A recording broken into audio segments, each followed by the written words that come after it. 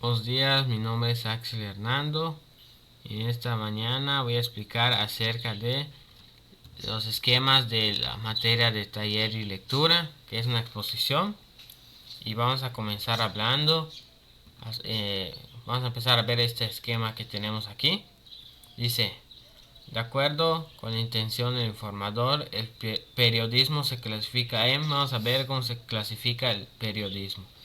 Bueno, aquí como podemos ver tenemos tres clasificaciones, que sería el periodismo informático, el periodismo de opinión y el periodismo interpretativo o híbrido.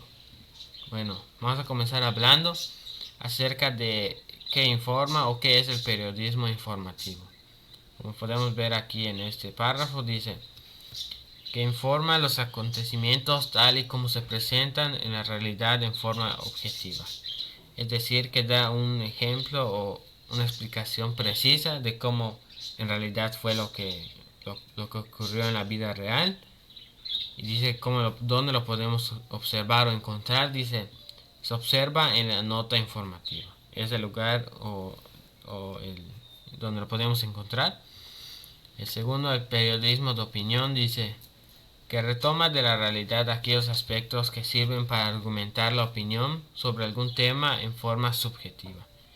Es decir, que toma los aspectos de alguna opinión, dice, para poder argumentar o digamos comentar acerca de algún tema.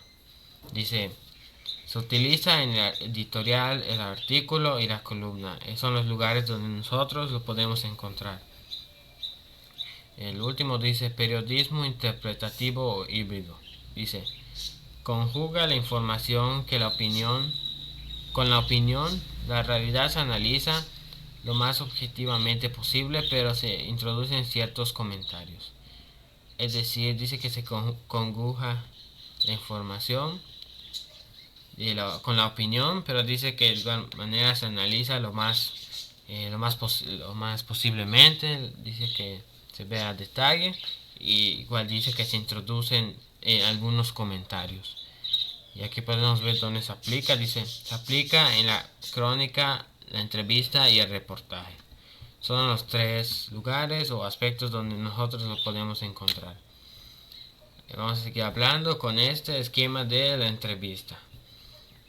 ¿Cuál es su propósito o para qué sirve? Dice, la entrevista tiene muchas funciones. Entre unas de ellas dice informar. Por ejemplo, cuando nosotros preguntamos o entrevistamos a una persona, nos podemos informar acerca de algo que ha sucedido. Dice informar, opinar. Nosotros podemos, si nos entrevistan a nosotros podemos dar nuestra propia opinión y decir lo que pues desde nuestro punto de vista.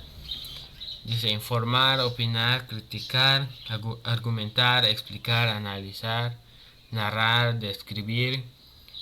Describir sería, por ejemplo, no sé si tal vez entrevistar a una persona que le han robado, tal vez ella podría decir, tal vez describir a la persona, tal vez era una persona alta, tal vez de cabello largo, y para eso sirve.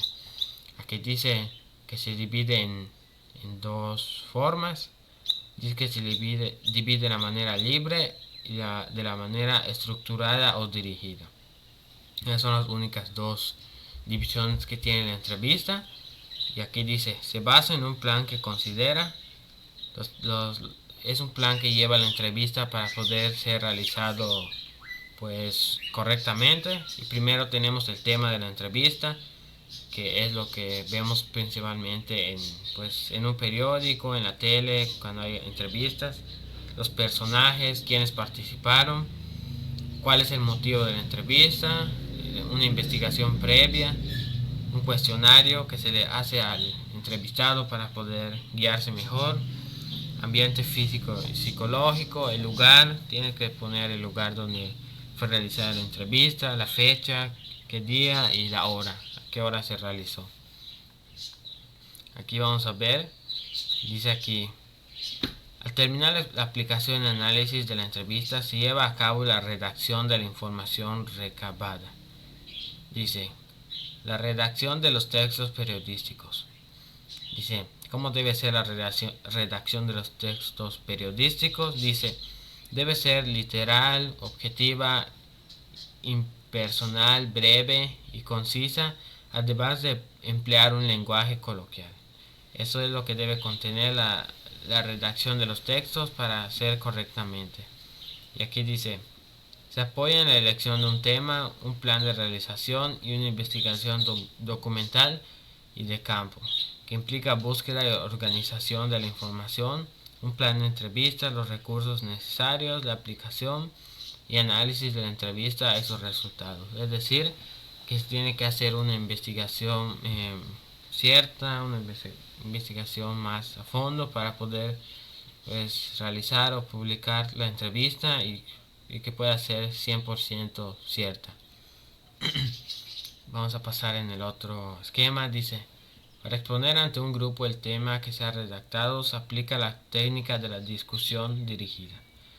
Es decir, para exponer algún tema que se requiera de alguna entrevista o de cualquier otra cosa. Dice, la discusión dirigida se divide en tres partes.